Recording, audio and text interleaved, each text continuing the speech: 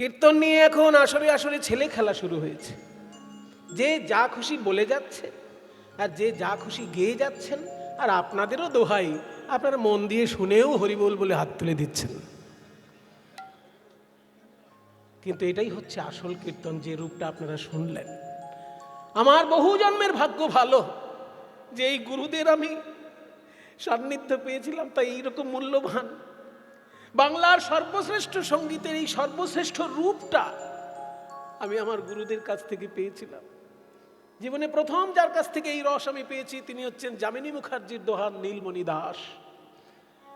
তারপরে যার কাছ থেকে এই রস পেয়েছি রবীন্দ্র ভারতী বিশ্ববিদ্যালয়ের শ্রীখোলের অধ্যাপক মনোরঞ্জন ভট্টাচার্য। তারপরে হরিদাস কর মহাশয়ের দোহার বৃন্দাবন বণিক মহাশয়, তিনি কীর্তনের অধ্যাপক ছিলেন রবীন্দ্র ভারতী বিশ্ববিদ্যালয়ের। তারপরে দ্বিজেন দে, যার নাম করলাম, তিনি হচ্ছেন রাধারমণ কর্মকার মহাশয়ের দোহার। এবং নবদ্বীপের সরস্বতী দাস মহাশয়া, তিনিও হরিদাস করের প্রিয় ছাত্রী। এনাদের সকলের কাছ থেকে, এবং মনোরঞ্জন কংস বণিক, উনি আরেকজন হরিদাস করেরই দোহার, এনাদের কাছ থেকে এইসব রস পেয়েছিলাম বলে আজকে আমার জীবনটা ধন্য বলে মনে হয়। তা নাহলে আমিও হয়তো সাধারণভাবে নেচে গিয়ে বেড়াতাম আর লোকে পয়সা দিত, হাত তুলে হরিবোল বলতো। কিন্তু আমার জীবন ধন্য যে আমি বাবার মতন মানুষ পেয়েছি, সন্তোষ ভট্টাচার্য, যিনি আমাকে শিখিয়েছেন গৌরাঙ্গ লীলা কিভাবে গাইতে হয়, যার ভাগবত পাঠ দেখে আমার ভাগবতে রুচি হয়েছে। এই মোটা চশমা ছিল বাবার, কিন্তু সেই মোটা চশমার মধ্যে দিয়ে উনি রাত্রির জেগে ভাগবত পাঠ পড়তেন জানার জন্য, জ্ঞান অর্জনের জন্য। আমি ভাবতাম বাবার মতন আমি কবে পড়ব। রাত্রির জেগে ভাগবতের পাতা উঠাচ্ছে, এই মোটা চশমা, চোখের দিকে তাকানো যেত না, ভয় লাগতো, এত বড় বড় চোখ লাগতো। ভাবতাম যে বাবা আমার এত মন দিয়ে সারা রাত ভাগবত পড়ছে, আমিও যেন ওই রস একটু আস্বাদন করতে পারি। বাবা শিখিয়েছেন কোলে বসিয়ে কীর্তন। আরো ভাগ্য ভালো হয়েছে, বাড়ির পাশেই পাঠ বাড়ি আশ্রম, যেখানে চৈতন্য মহাপ্রভু এসে ভাগবতের শ্লোক শুনে চোখের জলে ভেসেছেন। সেই আশ্রমটি আমার বাড়ি থেকে এই 500 ফুট দূরে হবে, আমার বাড়ি থেকে 500 ফুট দূরে হবে। সেখানে মঙ্গল আরতির ঘণ্টার ধ্বনি প্রতিদিন সকালবেলায় কানে বাজত। আর এই যে যাদের গুরুদের নাম বললাম, এনারা কৃপা না করলে আমি জানতেই পারতাম না কীর্তন এত মধুর, কীর্তন এত মূল্যবান, আমি জানতেই পারতাম না। আপনারা আশীর্বাদ করবেন আমি যেন এই সেবার মধ্যে ভগবানের চরণে নিবেদন করতে পারি এই সেবা সঙ্গীত। নিতাই গৌর প্রেমানন্দে হরি বল। যাহি বলত তাহি চলত, যাহি বলত তাহি চলত, যাহি বলত তাহি চলত, যাহি বলত তাহি চলত। মুরলি কল কালনি, মুরলি কল কালনি, মুরলি তারা ধেয়ে চলিল, বাঁশি শুনে তারা ধেয়ে চলিল, তারা ধেয়ে চলিল, মুরলি কাল কালনি।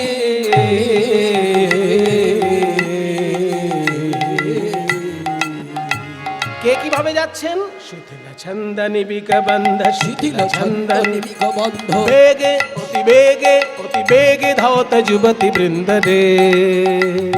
শিথিল ছন্দনি বিকবন্ধ, বেগে ধাওত যুবতী বৃন্দ রে। তাদের খসত বসন রসন চলি, খসত বসন রসন চলি, গোপী যায় কৃষ্ণ অনুরাগে গোপী।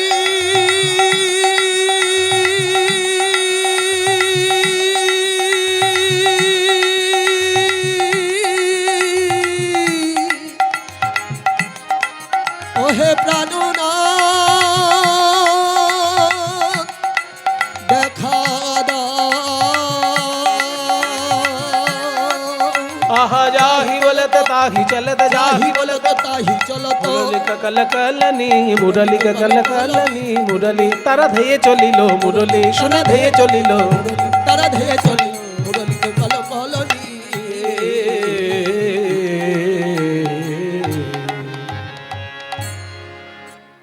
গোপীগণকে কিভাবে যাচ্ছেন? কারোর বাড়িতে হয়তো গুরুজন এসে গেছে, তার সেবা করতে হচ্ছে, কিন্তু বাঁশি বাজলো, মনটা ছটপট ছটপট করছে। কোন গোপীর যখন পাগল হয়ে উঠেছেন বাঁশি শুনে যাওয়ার জন্য, সেই বাড়িতে কঠোর শাসক রয়েছেন গুরুজন। এই গোপী, ইস আধি রাত মে কাহা যাওগি? স্বামী করছে কি, গোপীকে ধমক দিচ্ছে। গোপী বলছে, আজ আমায় তুমি বাধা দিও না, আজ যদি বাধা দাও আর কোনোদিন আমায় দেখতে পাবে না। চুপ করো, কোনোদিন তোমায় দেখতে পাই না পাই, আজকে তোমার বাইরে যাওয়াই চলবে না। কে আছিস? গোয়াল ঘর থেকে গরু বাঁধা দড়ি নিয়ে আয়, এই গোপীর হাতে পায়ে আষ্টে পৃষ্ঠে বেঁধে রাখ। যখনই ওই গোপীকে হাতে পায়ে আষ্টে পৃষ্ঠে বেঁধে রেখেছে, গোপী তখন প্রাণ গোবিন্দের উদ্দেশ্যে বলে, হে গোবিন্দ, এই সংসারের লোক দেহ বড় ভালোবাসে, তাই দেহকে তারা দড়ি দিয়ে বেঁধে রেখেছে, কিন্তু আমার মনকে তো বাঁধতে পারবে না, প্রাণকে তো বাঁধতে পারবে না। তাই বলি, ওরে আমার মন, ওরে আমার প্রাণ, তুই যদি সত্যিই কৃষ্ণ ভালোবাসিস, এই সংসারের দেহ সংসারে পড়ে থাক। ওরে আমার প্রাণ, তুই একবার কৃষ্ণ বলে চলে যা রে।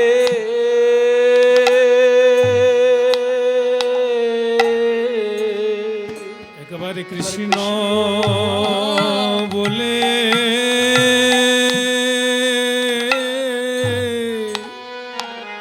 চলে যা রে। ওই বাঁশরিয়া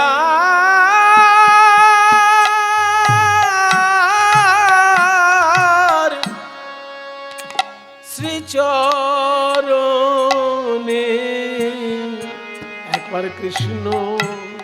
মায়েরা, এই হলো ভগবানের লীলা। লোকে সাধারণ নায়ক নায়িকার গল্পের সঙ্গে রাধা কৃষ্ণকে গুলিয়ে ফেলে। এই দেখুন লীলা কি জিনিস। কৃষ্ণ দর্শনে যেতে পারলো না বলে দেহত্যাগ করে চলে গেল। নিজের দেহত্যাগ নিজে করতে পারে কেউ? একমাত্র যোগী ছাড়া, যোগ সাধনায় যারা সিদ্ধি লাভ করে তারাই পারে ইচ্ছাকৃতভাবে দেহত্যাগ করতে। বিষ খেয়ে নয়, গলায় দড়ি দিয়ে নয়, ছুরি কাঁচি চালিয়ে নয়, শুধু প্রাণকে বলল, প্রাণ তুই চলে যা, আর প্রাণ চলে গেল। এটা কার ক্ষেত্রে ঘটে? আপনার আমার ক্ষেত্রে ঘটবে? বড় যোগী হলে তার ক্ষেত্রে ঘটতে পারে। ওরে নীলাজ প্রাণ, নিতাই গৌর হরি বল।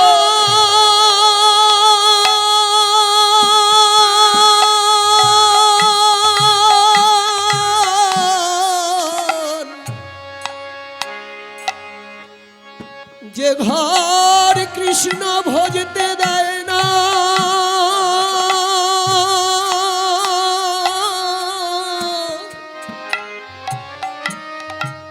সেই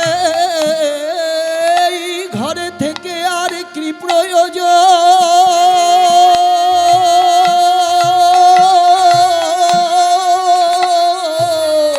सुनत गोपी प्रेम रूपी, मनहि मनहि आपना सोपी,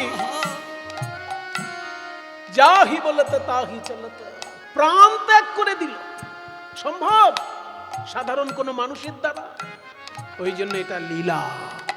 সাধারণ গল্পের সঙ্গে এই লীলাকে গুলিয়ে ফেলবেন না।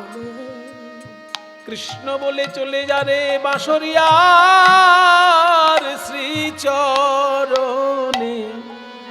সেই ঘরে থেকে আর কি কাজ আছে, যে ঘরে কৃষ্ণ ভজন করতে দেয় না। ওরে প্রাণ, ঘরে থেকে আর কি কাজ আছে, বলি যে ঘর কৃষ্ণ ভজতে দেয় না। যার প্রাণ কৃষ্ণ বলে প্রাণ চলে যা রে। কেউ কারো কারোর দিকে তাকাচ্ছে না। ততহি বেলি সখিনী মেলি কে হো কাহু কপথ নহেরি রে। ওইখানে মিলল গোকুল চন্দ, ওইখানে মিলল গোকুল চন্দ। বলছে শিথিল ছন্দ নিবিক বন্ধ বেগে ধাওত যুবিত বৃন্দ। গোপীরা যখন যাচ্ছে কি অবস্থা, কারোর এক হাতে বালা রয়েছে, এক চোখে কাজল। এক নয়নে বিসুরি গেহ নিজহু দেহ, এক নয়নে কাজল রেহ। বাহে রঞ্জিত কঙ্কনয় এক কুণ্ডল দোলন। এইভাবে যখন ছুটে চলল, ততহি বেলি সখিনী মেলি কে হো কাহু কপথ নহেরি। ঐসন মিলল গোকুল চন্দ, ওইখানে মিলল গোকুল চন্দ। সবাই প্রণাম করবেন। এত সুন্দর পদ যিনি লিখেছেন ভাগবতের ভাবানুবাদ, ভাগবতের শ্লোকে যা যা বলা হয়েছে সুন্দর করে সাজিয়ে পদাবলিতে তাই বলেছেন যিনি, তিনি মধ্যযুগের সর্বশ্রেষ্ঠ পদকর্তা, তার নাম গোবিন্দ দাস। উদ্দেশ্যে একবার প্রণাম করুন। গোবিন্দ দাস বলনি, গোবিন্দ দাস বলনি, আহা গোবিন্দ দাস লীলা হে রে, গোবিন্দ দাস লীলা হে রে, দাস লীলা হে রে। শ্যামে লীলা বিপিন মিলল গোপনারী, হেরিয়া হাসত মুরলীধারী। বিপিন মিলল মিলল বরজ নারী, হেরিয়া হাসত মুরলীধারী। নিরখে বয়ান পুछत बात, নিরখে বয়ান পুछত বাত। प्रेम सिंधु गाहनी। বিপিন মিলল বরজ নারী, হেরিয়া হাসত মুরলীধারী। বিপিন মিলল বরজ নারী, হেরিয়া হাসত মুরলীধারী। स्वागतम स्वागतम सुस्वागतम स्वागतं वो महाभागः प्रियं किंकरवाणिवः ब्रजस्यानामयं क्वचित् ब्रुतागमन कारणम। বলো গোপী কি শের লাগি কখন বনে এলে গো, বলো গোপী গোপী কিসের লাগি মোহন বনে এলে গো। रजन्येषा घोर रूपा घोर सत्व निवेशिता, प्रतियात वनं निहास्थेयस्त्रिभिः सुमध्यमा। এত সংস্কৃত বললে কি করে বুঝবো, তাহলে বাংলায় বলছি। যাহো যাহো যাহো গোপী যাহো নিজ ঘর হে, এ নিশি আমার সনে নহে ব্যবহার হে। গোপী কি কিসের লাগি মোহন বনে এলে গো। বলো গোপী কি কিসের লাগি মোহন বনে এলে গো। নেমন্তন্ন করে, মনে করুন কার্ড পাঠিয়ে বিয়ের নেমন্তন্ন করেছে, আর তারপর যখন বিয়ে বাড়িতে আপনি হাজির হয়েছেন সেজে গুজে, তখন যদি কর্তামশাই এসে বলে এদিকে কোথায় যাচ্ছিলেন, ভালো লাগবে শুনতে? আপনিই কার্ড দিয়ে নেমন্তন্ন করেছেন, আবার আপনি বলছেন আমি কোথায় যাচ্ছি, আর খেতে ইচ্ছা তো ওই বাড়িতে, খাবার অভাব আছে আমার বাড়িতে, আপনার ছেলের বিয়েতে এসেছি, আপনার কপাল ভালো। ব্রজগোপীদের ঠিক ওই অবস্থা। শ্রীকৃষ্ণ বাঁশি বাজিয়ে সকলকে নিমন্ত্রণ করেছেন, অথচ যখন তারা সেজে গুজে এসেছে তখন বলছে এসো এসো গোপীগণ, সবাই ভালো আছো তো, বাড়িতে সবাই ভালো আছে তো, এই অর্ধেক রাত্রে সেজে গুজে তোমরা কোথায় যাচ্ছ? আমার কাছে? আমার কাছে কেন এসেছো? তোমাদের লজ্জা করে না? গৃহবধূ হয়ে অর্ধেক রাত্রে আমার সঙ্গে দেখা করতে এসেছো এই গভীর জঙ্গলে? ছি ছি ছি ছি। সতী কাকে বলে জানো? তা জানবে কেন? মুখ দেখে মনে হচ্ছে তো কিছুই জানো না। তাহলে শোনো সতী কাকে বলে। যদি হয় সুন্দর পুরুষ যুবা, আবার সর্বগুণাশ্রয়, যদি হয় সুন্দর পুরুষ যুবা সর্বগুণাশ্রয়, সুন্দর পুরুষ যুবা সর্বগুণাশ্রয়, তবু পরপতি অভিলাষ সতী ধর্ম নয়। পরপতি অভিলাষ সতী ধর্ম নয়। এসব কথা তোমাদেরকে বলা মানে ভস্যে ঘি ঢালা। কেমনে জানিবে তোমরা আহিরিন জাতি, আহিরিন জাতি। তোমরা নিজ পতি ছাড়ি কেন ভজ অন্য পতি, ঘরে যাও শীঘ্র গতি। সতী কাকে বলে শুনেছো কোনোদিন? আজকে শোনো, সংক্ষেপে বলছি, আমার সময় বেশি নেই। তোমরা অর্ধেক রাত্রে সেজে গুজে আমাকে দেখতে এসেছো, তোমাদের সম্মান মান সম্মানের ভয় নেই? সতী কাকে বলে শোনো। একবার নারদ মুনি পেটে খুব ব্যথা হলো, ভয়ঙ্কর ব্যথা, কিছুতেই সারে না। ধন্বন্তরী কত ওষুধ দিচ্ছে তবু সারছে না। অশ্বিনী কুমার দয়, জানেন তো দেবতাদের ডাক্তারের নাম কি? দেবতাদের ডাক্তার হচ্ছেন অশ্বিনী কুমার দয়। তারা দেবতাদেরকে ওষুধ দেয়। তো অশ্বিনী কুমার দয় কত ওষুধ দিয়েছে তবুও পেট ব্যথা সারছে না। শেষকালে নারদ ভাবলো কোথায় যাই। তখন অশ্বিনী কুমার দয় বলছে, দেখো ওষুধে যদি কাজ না হয় তাহলে টোটকা বলতে পারি। টোটকা বলবো একটা, কোন সতী নারীর কাছে যাও, সে যদি পাথরের টুকরোকে ছোলা করে দিতে পারে, সেই ছোলা খেলে তোমার পেট ব্যথা সেরে যাবে। এবার নারদ মুনি ভাবছে, সতী নারী কোথায় এমন পাবো রে বাবা, পাথরের টুকরোকে ছোলা করবে। সব থেকে ভালো ব্রহ্মা বিষ্ণু মহেশ্বর তিনজন দেবতার স্ত্রীর কাছে যাই, ওইখানে যদি হয়তো হবে, নাহলে কোথাও হবে না। তাই ব্রহ্মা বিষ্ণু মহেশ্বর তিনজনের কাছে গেল। ব্রহ্মার স্ত্রীর কাছে গিয়ে বলছে, মা সাবিত্রী, আপনি এই পাথরের টুকরোগুলোকে ছোলা করে দিতে পারবেন? হ্যাঁ, দেখছিস না আমি এখন যজ্ঞের জন্য সব ব্যবস্থা করছি, ব্রহ্মদেব এখনই যজ্ঞ করবেন, তো হবে না? না, ওসব এখন হবে না। মা দুর্গা, তুমি, এই পাথর কখনো ছোলা হয়? হিমালয় পর্বতে কত পাথর, এতদিনে সব ছোলা করে দিতাম, যা এখান থেকে। মা লক্ষ্মী, আমি এখন শ্রী বিষ্ণুর চরণ সেবা করছি, আমার সময় নেই। কেউই করলো না। শেষকালে সপ্তঋষির মধ্যে একজনের স্ত্রী হচ্ছেন মহাসতী। অত্রি ঋষির স্ত্রী সতী অনুসূয়া। এই অনুসূয়া নাম শুনে নারদ মুনি সেইখানে গেলেন, মা এই পাথরের টুকরোগুলোকে ছোলা করে দিতে পারবে? সতী অনুসূয়া বলছেন, দেখো বাবা নারদ, আমার দ্বারা যদি কোনো কাজ হয় আমি নিশ্চয়ই করব। আমি পতির চরণ ছাড়া আর কিছু জানি না।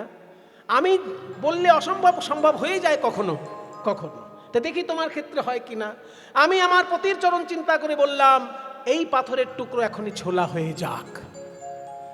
এবার বলার সঙ্গে সঙ্গে পাথরের টুকরো হয়ে গেল ছোলা। আর সেই ছোলা খেয়ে নারদ মুনির পেট ব্যথা তো সারলই।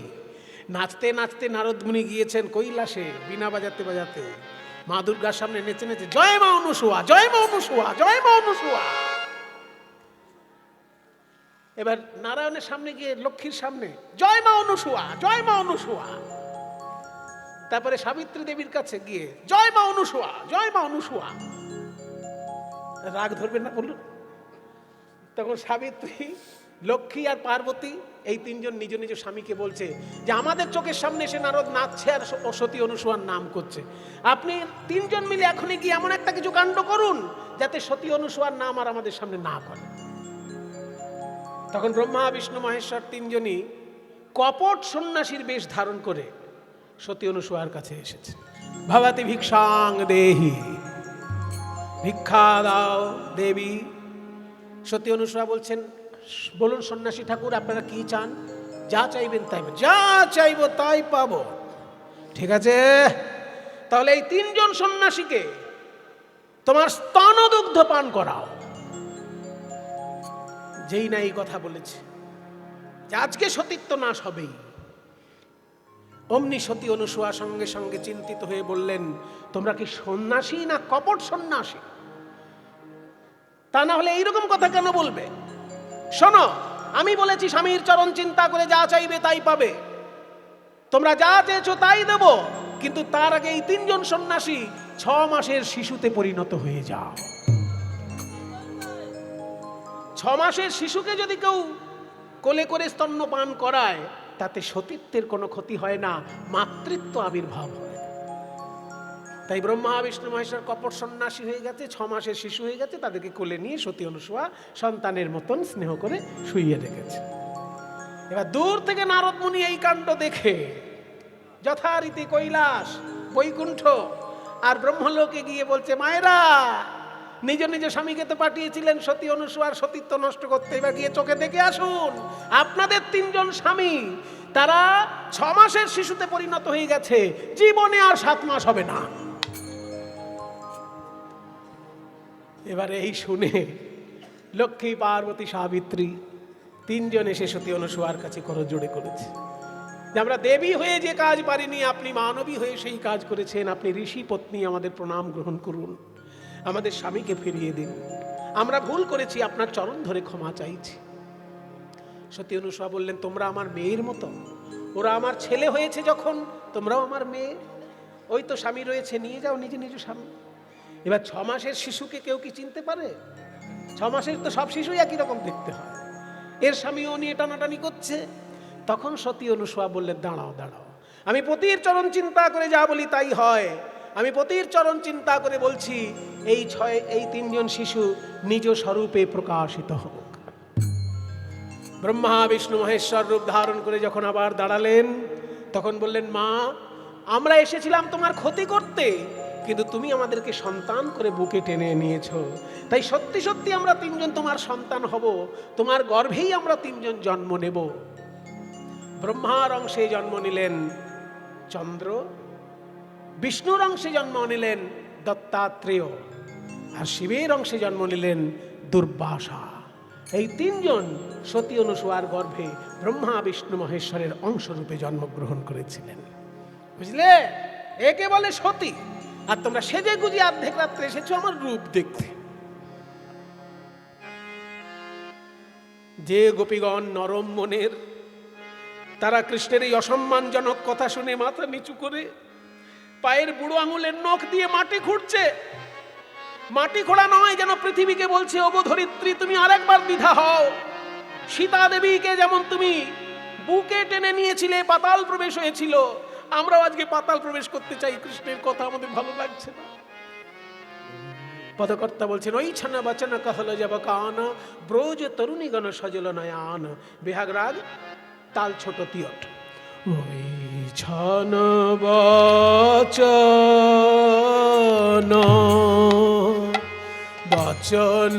कहल जब कान রে, ছন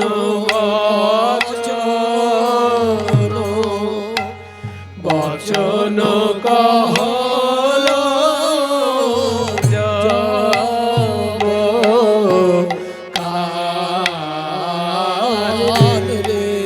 আরে কিবা ব্রজ তরুণী গণ সজল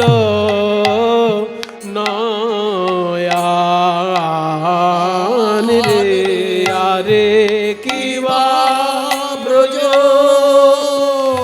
তারা নয়ন ধারায় ভেসে গেল, কিবা ব্রজ নয়ন ধারায় ভেসে ভেসে গেল রে, শ্যামনগরের কথা শুনে নয়ন ধারায় ভেসে গেল রে, শ্যামনগরের কথা শুনে নয়ন ধারায় ভেসে গেল, কিবা ব্রজ তরুণী গণ সজল নয়ান রে, ওই ছন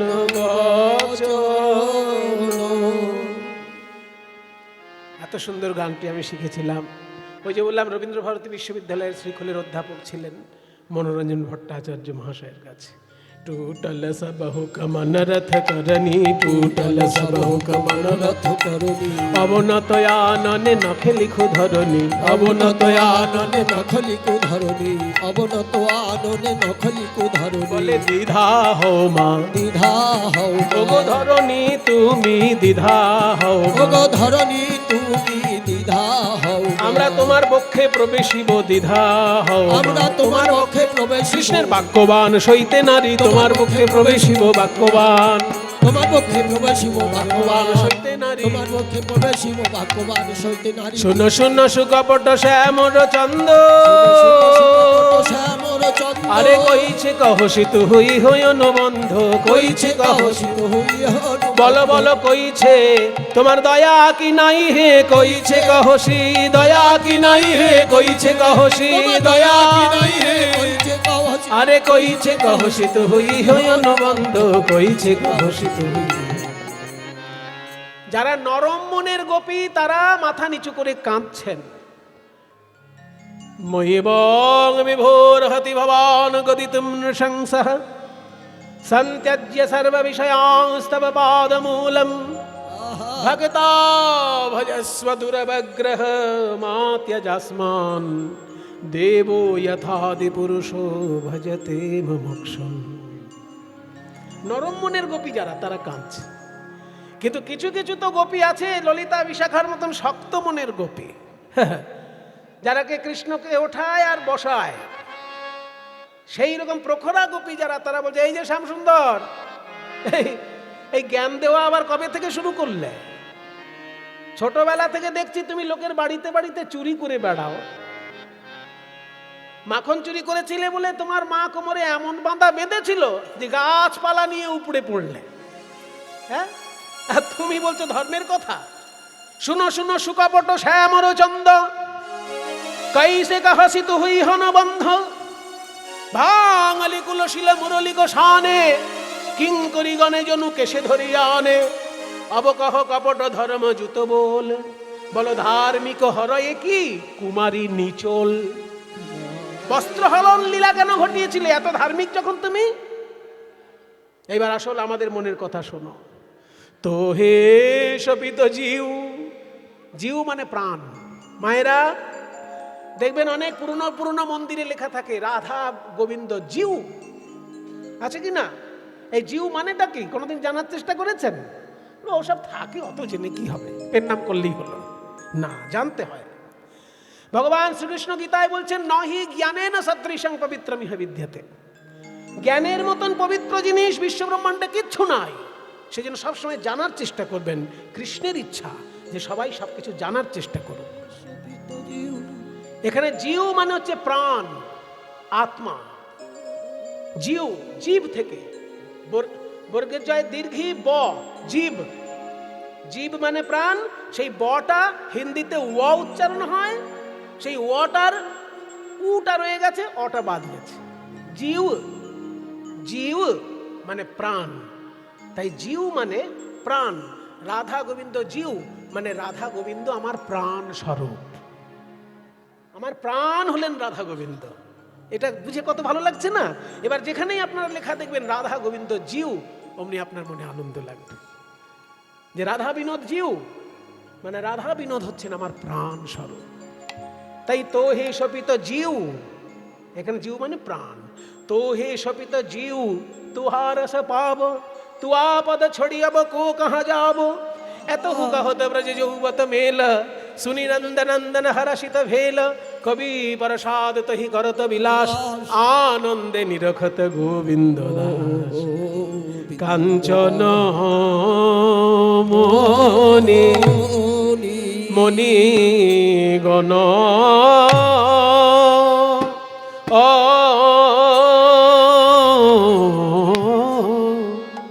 কাঞ্চন মণিগণ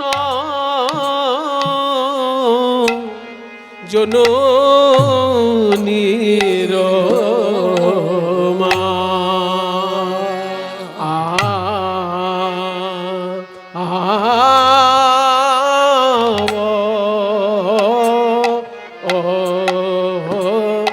ও রামনি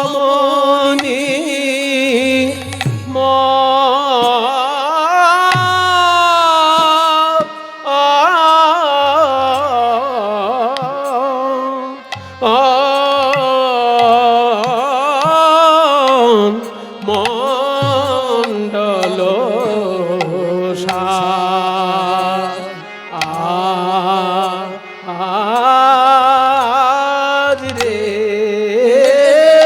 রাম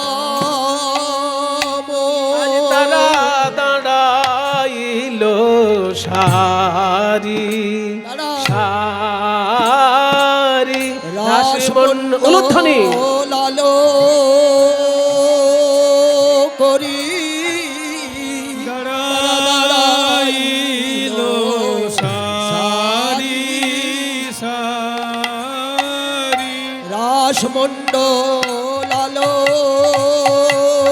করি দাঁড়াইল সারি সারি যাই রে শোভার বলি হারি দাঁড়াইল সারি সারি রাসমণ্ডল আলো করি দাঁড়াইল সারি সারি রাসমণ্ডল আলো করি দাঁড়াইল সারি সারি মাঝে বংশীধারী দাঁড়াইল সারি বাজাও। রাসমণ্ডল আলো করি দাঁড়াইল সারি সারি রাসমণ্ডল আলো করি দাঁড়াইল সারি সারি মণ্ডল আলো করি দাঁড়াইল সারি সারি আলো করি দাঁড়াইল সারি তিওরটা চলছে আলো করি দাঁড়াইল সারি সারি আলো করি দাঁড়াইল সারি সারি আলো করি দাঁড়াইল সারি সারি আলো করি দাঁড়াইল সারি সারি সারি সারি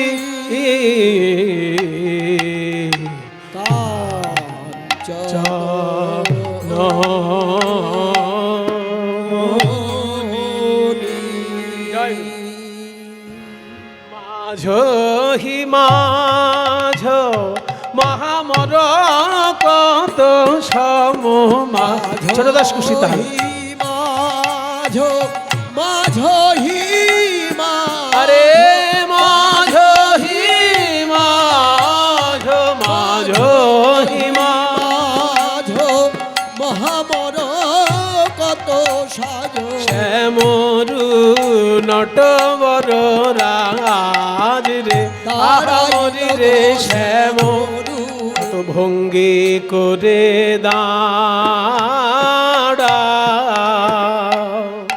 দাঁড়াইল রে শ্যাম কত ভঙ্গি করে হরি বল মায়েরা উলু দাও দাঁড়াইল কত ভঙ্গি করে গোবিন্দ চরণে চরণ ছেদে অধরে মুরলি লয়ে চরণে অধরে মুরলি লয়ে চরণে চরণ ছেদে কত ভঙ্গি করে আবার ঢুকবো ছোট দাস দাঁড়াইল রে শ্যামরু নটবর রাজ রে ধন্য ধন্য ধন্য ধনী ধনী মানে ধন্য ধন্য ধনী ধনী অপরূপ রাস বিহার ধনী ধনী অপরূপ রাস বিহার ধনি ধনি অপরূপ রাস বিহার ধনি ধনি অপরূপ রাস বিহার ধনি অপরূপ রাস বিহার ধনি ধনি অপরূপ রাস বিহার ধনি ধনি অপরূপ রাস বিষয়ে চঞ্চল জলধর ধীর বিজুরি বিষয়ে চঞ্চল জলধর কি সুন্দর সাহিত্য দেখুন ধীর বিজুরি মানে বিদ্যুৎ স্থির হয়ে গেছে কোন গোপী স্থির হয়ে দাঁড়িয়ে আছেন এত তার রূপ দেখে মনে হচ্ছে বিদ্যুৎ স্থির হয়ে দাঁড়িয়ে আছে আর কৃষ্ণ চারিপাশে বাঁশি বাজিয়ে ঘুরছেন দেখে মনে হচ্ছে মেঘ যেন ঘুরছে বিদ্যুতের চারিপাশে মেঘ আজকে চঞ্চল অন্যান্য দিনে কি হয়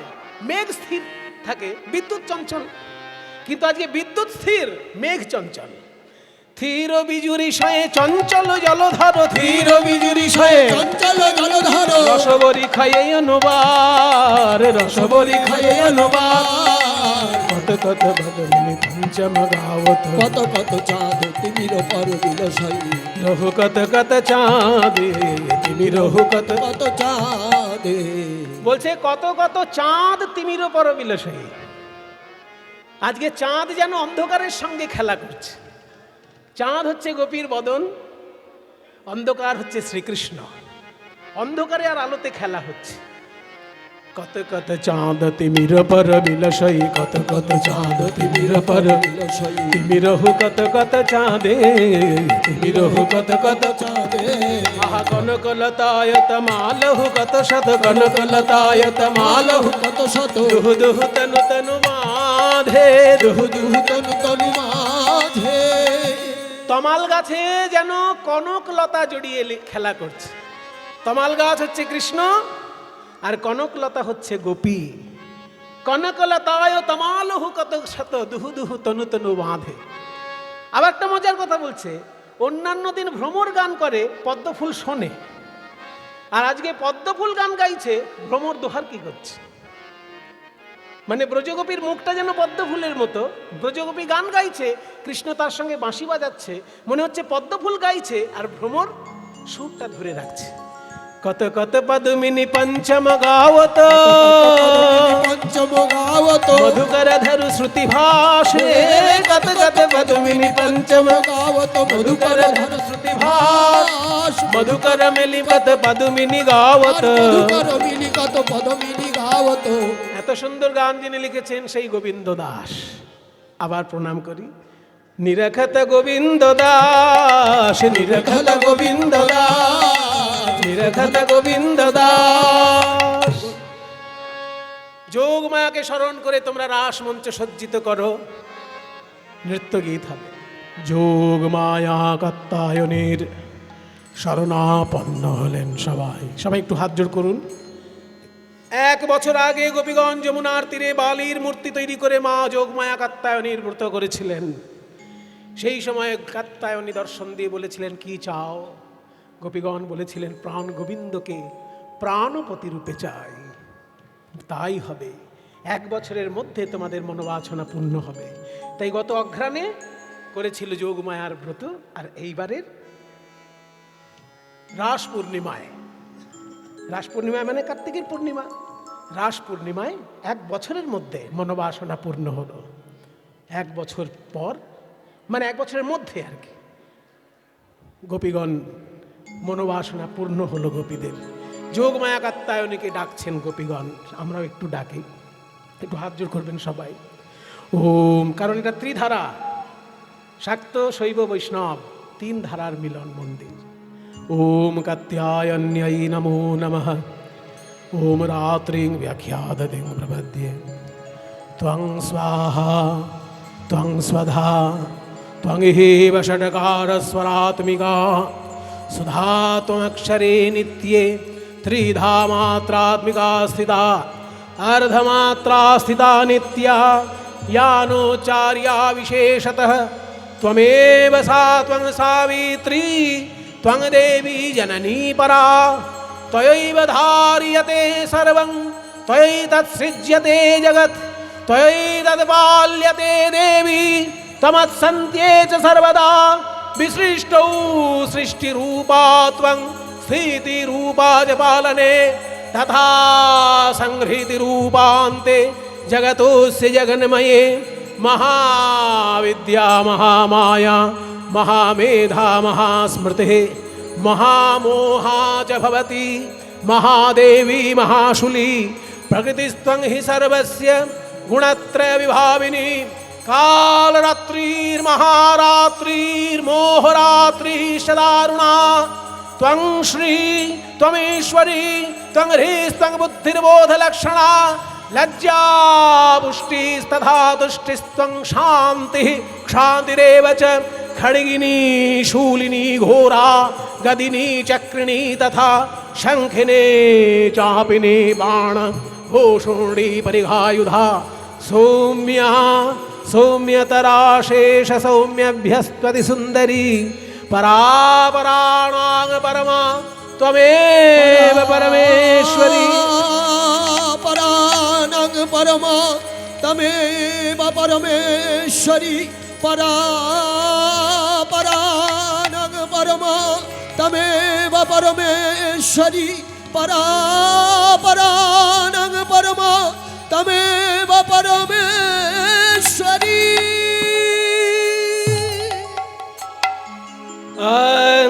অঙ্গনাম অঙ্গনাম অন্তরা মাধব।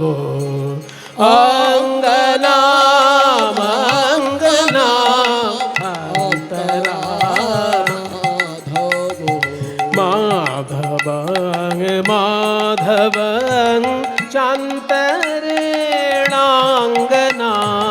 অঙ্গনাম অঙ্গনাম অন্তরা। এইটি বর্ণনা কে করেছেন জানেন? এনার সাহিত্য মহাপ্রভুর এত প্রিয় ছিল যে দক্ষিণ ভারতে ঘুরতে গিয়ে দর্শন করতে গিয়ে মহাপ্রভু এনার সাহিত্য সঙ্গে করে এনেছিলেন। তিনি হচ্ছেন বিল্বমঙ্গল ঠাকুর। বিল্বমঙ্গলের লেখা এই কবিতাটি। ইত্থমা কল্পিতে মণ্ডলী মধ্য গো। ইত্থমা কল্পিতে মণ্ডলী মধ্য গো। বেণুনা সংজগো দেবকী নন্দন। বেণুনাং সংযোগ দেবকী নন্দন। অঙ্গনাম অঙ্গনাম অন্তরা মাধব। অঙ্গনাম অঙ্গনাম অন্তরা মাধব। অঙ্গনাম অঙ্গনাম অন্তরা মাধব। নাগর টেড়ে টেড়ে রয়ে রাই বয়। নাগর তেরে তেরে হরে রাই বয়া। রয়ে রাই বয়ান হরে রাই বয়া। নাগর টেড়ে টেড়ে রয়ে রাই বয়ান। নাগর তেরে তেরে হরে রাই বয়া। নাগর তেরে তেরে হরে রাই বয়া। শত কোটি গোপী লইয়া যশোদানন্দ। নাগর তেরে গোপী লইয়া যশোদানন্দন। রাস ক্রীড়া বৃন্দাবনে কইল আরম্ভন। নাগর টেড়ে হরে রাই বয়া। নাগর তেড়ে তেড়ে হরে রাই বয়া। হস্তক বন্ধনে গোপী করিয়া মণ্ডলী। হস্তক বন্ধনে গোপী করিয়া মণ্ডলী। হস্তক বন্ধনে গোপী চলিল মণ্ডলী। হস্তক বন্ধনে গোপী করিয়া মণ্ডলী। হস্তক বন্ধনে গোপী চলিল মণ্ডলী। হস্তক বন্ধনে গোপী করিয়া মণ্ডলী। হস্তক বন্ধনে গোপী চলিল মণ্ডলী। হস্তক বন্ধনে গোপী করিয়া মণ্ডলী। হস্তক বন্ধনে গোপী চলিল মণ্ডলী। ওই মাঝে নাচে যশোদানন্দন বনমালী। মাঝে নাচে যশোদানন্দন বনমালী। গৌর হরিবল হরিবল। মাঝে নাচে যশোদানন্দন বনমালী। মাঝে নাচে যশোদানন্দন বনমালী। নাগর টেড়ে টেড়ে রয়ে রাই বয়ান। নাগর তেড়ে তেড়ে হরে রাই বয়া। ওইভাবে হবে না। সবাই একসঙ্গে নাচলে কে ভালো নাচছে কে মন্দ নাচছে বোঝা যাচ্ছে না। একজন একজন করে নাচ। কে আগে নাচবে? রাধারানী আগে নাচবে। কেন? তুমি পুরুষ মানুষ আগে নাচো না। রাধারানী রাজার মেয়ে তো, আদরে আদরে বড় হয়েছে, বেশি নাচতে পারবে না। ওই জন্য অল্প নেচে বসে যাক, তারপর আমি সারা রাত্রি নাচবো। আমার কোনো পরিশ্রম নেই, সারাদিন গরু চড়াই আমি। আসলে ব্যাপারটা অন্য জায়গায়। কিন্তু কৃষ্ণের মনে এক কথা আর মুখে আর এক কথা। মুখে বলছেন যে রাধারানী রাজার মেয়ে, বেশি পারবে না, আগে নেচে নিক। কিন্তু মনে অন্য কথা। মনে বলছে, মনে মনে বলছে রাধারানী রাজার মেয়ে, বড় বড় গুরু ধরে নাচ শিখেছে। আর আমিও নাচ শিখেছি বড় বড় গরু ধরে। কাজে গুরু ধরা নাচ আর গরু ধরা নাচ তো একরকম হবে না। আগে উনি ওনার গুরু ধরা নাচ শিখে নিক, দেখে নেচে নিক, ওই নাচ ভালো করে দেখে দেখে আমি দু একটা ছোটখাটো শিখে নেব, আর ওই এক নাচ সারা রাত্রি চালাও। ওই জন্য বলছে কিশোরী আমার প্রেমের গুরু, ও গুরু ধরে নাচ শিখেছে, আমি ওকে ধরে নাচ শিখবো। তাই বলছে আগে রাধারানী নাচো, ও গো চাঁদ বদনী নাচো তো দেখি। দেখো যেমন বাজনা তেমন নাচ হবে। তা তা থাইয়া থাইয়া তিনি কেটে নাচ ঝিনে ঝা, তা তা থইয়া থইয়া তিনি কিটি নাক ঝিনি ঝা, তা তা থইয়া থইয়া তিনি কেটে নাক জিনি ঝা, তা তা থইয়া থইয়া তিনি কিটি নাক ঝিনি ঝা, তা তা থইয়া থইয়া তিনি কেটে নাক ঝিনি ঝা, বাজাও তিনি কেটে নাক ঝিনে ঝা, বাজাও তিনি কিটি নাক ঝিনি ঝা, বাজাও তিনি কেটে নাক ঝিনে ঝা, বাজাও তিনি কিটি নাক ঝিনি ঝা, বাজাও তিনি কিটি নাক ঝিনি, তিনি কেটে নাক ঝিনে, তিনি কেটে নাক ঝিনে ঝা, বাজাও তিনি কিটি নাক ঝিনি, তিনি কিটি নাক ঝিনি, তিনি কিটি নাক ঝিনি ঝা, বাজাও ও তিনি কিটি নাক ঝিনি, তিনি কিটি নাক ঝিনি ঝা, বাজাও ও বাজাও ও তাতা, বাজাও থই তাতা, মধুর মৃদঙ্গ গৌর হরিব, বাজাও থই তাতা, মধুর মৃদঙ্গ বাজাও তাতা, ও গো চাঁদ বদনী নাচো তো দেখি।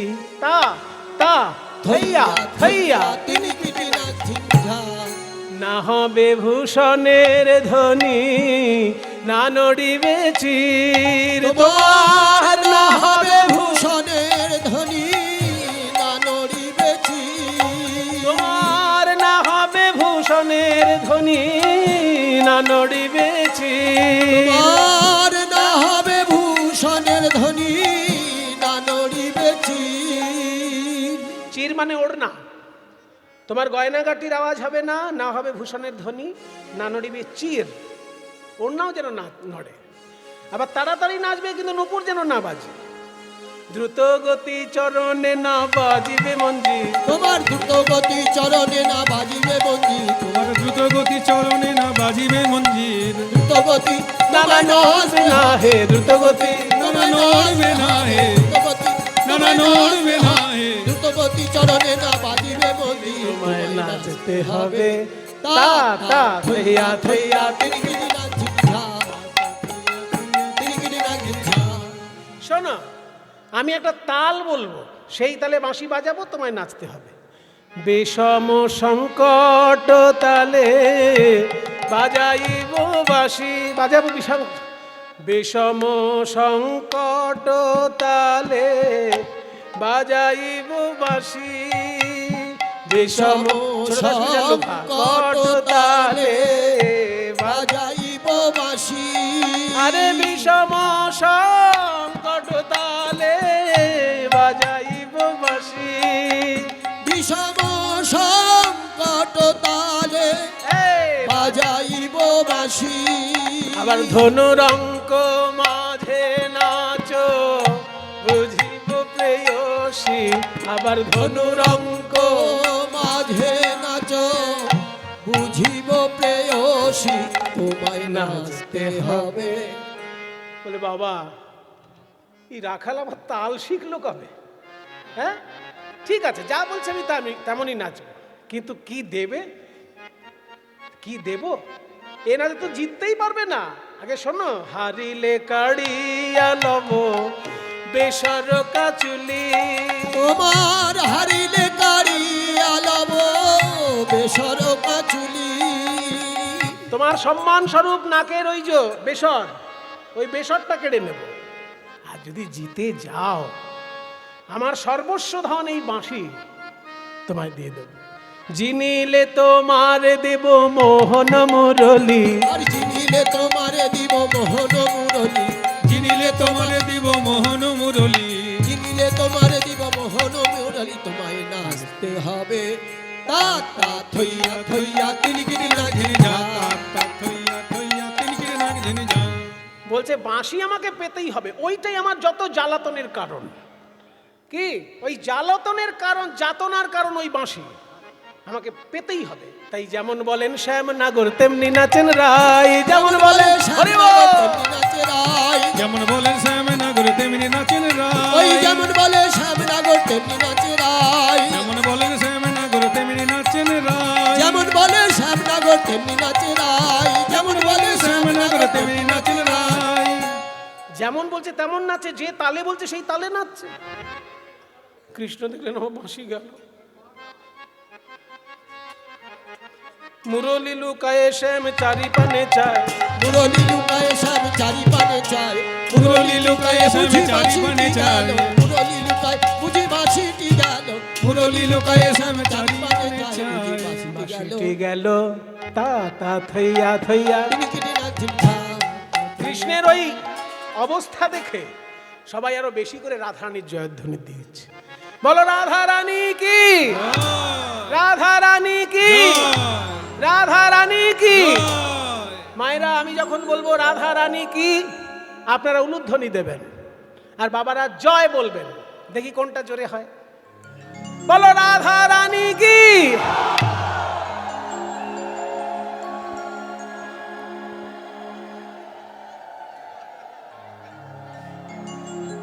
মায়েরা কিন্তু অনেকক্ষণ ধরে উলুধ্বনি দিয়েছে, আর বাবারা যায় বলে থেমে গেছে। ওটা হবে না। মায়েরা যতক্ষণ উলুধ্বনি টেনে রাখবে, বাবারা ততক্ষণ জয় টেনে রাখতে হবে। বলো বলো রাধা রানী কি।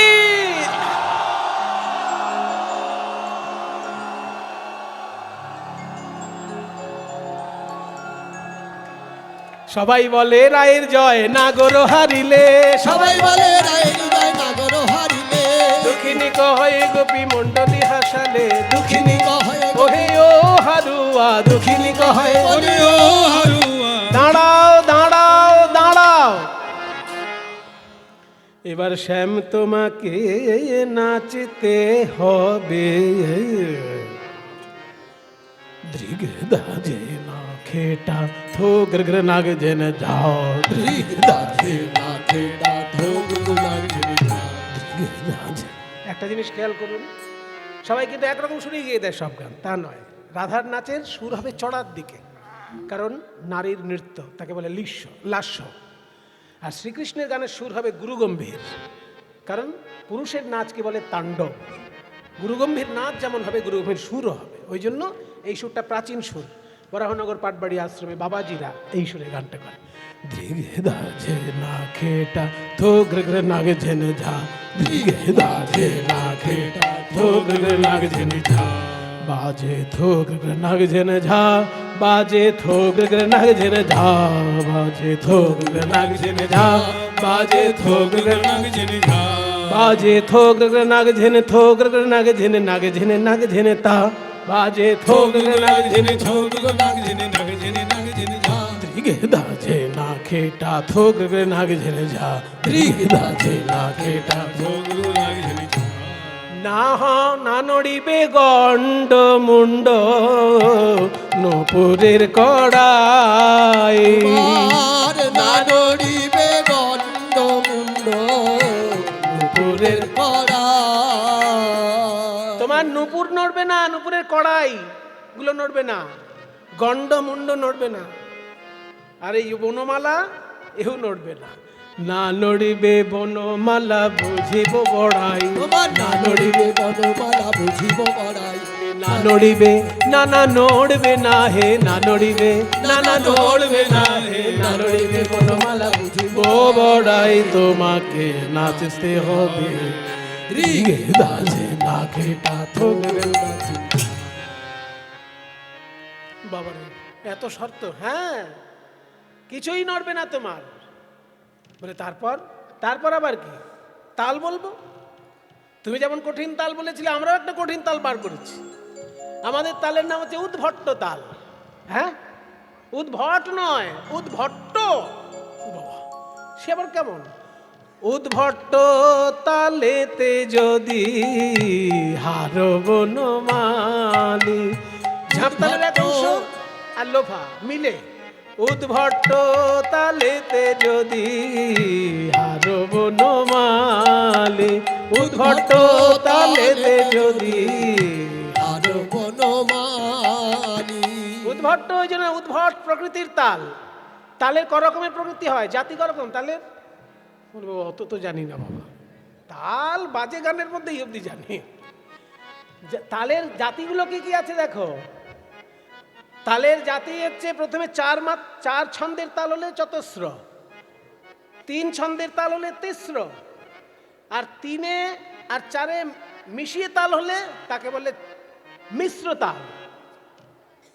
আর তিনের সঙ্গে দুই যদি থাকে তাকে বলে খণ্ড তাল, খণ্ড জাতি। চার রকমের জাতি, মানুষের যেমন চার রকম জাতি আছে, ব্রাহ্মণ ক্ষত্রিয় বৈশ্য শূদ্র, তালেরও চারটে জাতি আছে। তাহলে খণ্ড জাতি অর্থাৎ 1 2 1 2 3 1 2 বা 1 2 1 2 3 1 2 1 2 3, মানে 2 হলো আর 3 হলো, 4-এর অর্ধেক আর 3, এটা মিশে মানে কেটে কাটাকাটি করে দুটো মেশানো হয়েছে, তো এই জন্য এর নাম খণ্ড জাতি। আবার লোফা হচ্ছে তিস্র জাতির তাল, 1 2 3 4 5 6, 1 2 3 4 5 6, 3 3 ছন্দ। ওই জন্য খণ্ড জাতি আর তিস্র জাতির মিশ্র তাল তাকে বলছে উদ্ভট্ট তাল। উদ্ভট্ট তালেতে যদি হার বনমালী, উদ্ভট্ট তালেতে যদি আরো বনমালী, উদ্ভট্ট তালেতে যদি হার বনমালী, উদ্ভট্ট তালেতে যদি হার বনমালী, তোমার চূড়া বাঁশি কেড়ে লব দেব কর তালি, তোমার চূড়া বাঁশি কেড়ে লব দেব কর তালি, তোমায় নাচতে হবে রিগে দাঝে না খেটা থোক লাগছে রে, দাঝে না খেটা থোক লাগছে। বলে বাবা রে, এত কঠিন ব্যাপার, কি সব খণ্ড মিশ্র তিস্র কি সব বললো। হ্যাঁ, এই গুণী সমাজ। রাধারানীর 25টা গুণের মধ্যে একটা গুণ হচ্ছে কি জানো? সঙ্গীত প্রসারাভিজ্ঞা। সঙ্গীতের সমস্ত ক্ষেত্রে তার সার্বভৌমত্ব রয়েছে, সুনিপুণ বিচরণ সঙ্গীতের সমস্ত ক্ষেত্র। আর সঙ্গীতের ক্ষেত্র কয়টি? 3টি। গীতং বাদ্যং তথা নৃত্যম ত্রয়ং সঙ্গীত উচ্যতে। গান, বাজনা এবং নাচ, এই 3টে মিলে সঙ্গীত বলা হয়, বুঝেছ? এই জন্য এই কঠিন তালে তোমায় নাচতে হবে।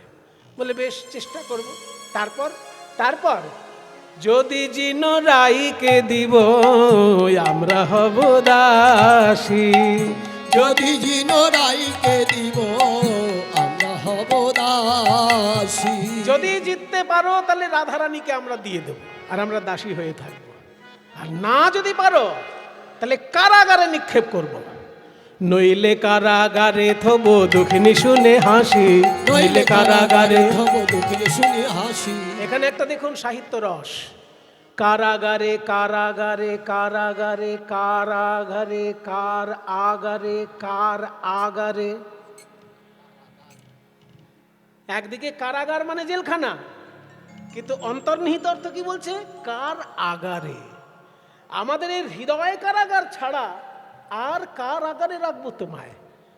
কারাগারে রাখবো চির জনমের মতো, কারাগারে রাখবো চির জনমের মতো, কারাগারে চির জনমের মতো কারাগারে রাখবো তোমায়। দুঃখিনী শুনে হাসি, তোমায় নাচতে হবে ধীরে দাঁড়ে না খেটা। আরে বাহ, ধীরে দাঁড়ে না খেটা, আরে বাহ, ধীরে দাঁড়ে না খেটা। 3 বার ঝা ঝা ঝা। বলে রাধা কৃষ্ণের আলাদা নৃত্য দেখলাম, এবার দুজন একসঙ্গে নাচ আমরা নয়ন ভরে দর্শন করি। রাধা শ্যাম নাচে রে, নাচে ধনু অঙ্ক পাতিয়া, রাধা উলুধ্বনি উলুধ্বনি, নাচে ধরু অঙ্ক পাতিয়া। রাধা শ্যাম নাচে রে, নাচে ধনু অঙ্ক পাতিয়া। মঞ্জির মুখ এ বড় কৌতুক, মঞ্জির মুখ এ বড় কৌতুক, কিনে কিনে কিনিয়া রাধা শ্যাম নাচে, নাচে ধরু অঙ্ক পাতিয়া। আহা রঙ্গভঙ্গি করি নাচে রাসবিহারী, রঙ্গভঙ্গি করি নাচে রাসবিহারী, রঙ্গভঙ্গি করি নাচে রাসবিহারী। রঙ্গভঙ্গি করি নাচে রাসবিহারী। গোবিন্দ দাস হেরি মাতিয়া, রাধা শ্যাম নাচে রে, নাচে ধনু অঙ্ক পাতিয়া। শ্যাম নাচে রে, পূজনীয় ধনু মহারাজ দু এক কথা বলবেন আপনাদের কাছে। আসুন।